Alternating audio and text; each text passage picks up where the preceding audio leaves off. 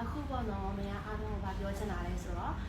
ခွန်ဒိုပေါ့နော်ဝယ်ယူခြင်းတဲ့သူတွေပဲဖြစ်ဖြစ်ဒီဘန်ကောက်မြို့မှာငားနေခြင်းတဲ့သူတွေပဲဖြစ်ဖြစ်ပေါ့နော်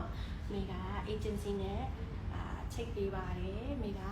အခန်းတွေပေါ့နော်ရှာပေးပါတယ်အခန်းတွေလိုက်ပြီးတော့ပေးကြည့်ပါတယ်ဒါကြောင့်အခန်းစိတ်ဝင်စားတဲ့သူနော်ငားခြင်းတဲ့သူပဲဖြစ်ဖြစ်ဝယ်ခြင်းတဲ့သူတွေပဲဖြစ်ဖြစ်စိတ်ဝင်စားတဲ့သူတွေမြန်မြန်လာလို့ရပါတယ်နော်ရှင့်မိကိုယ်တိုင်ကြတော့ဒီရောင်းတဲ့အပိုင်းတွေတော့ငားတဲ့အပိုင်းတွေတော့အခုမှစတင်ပြီးတော့လေးလာနေတဲ့သူပါ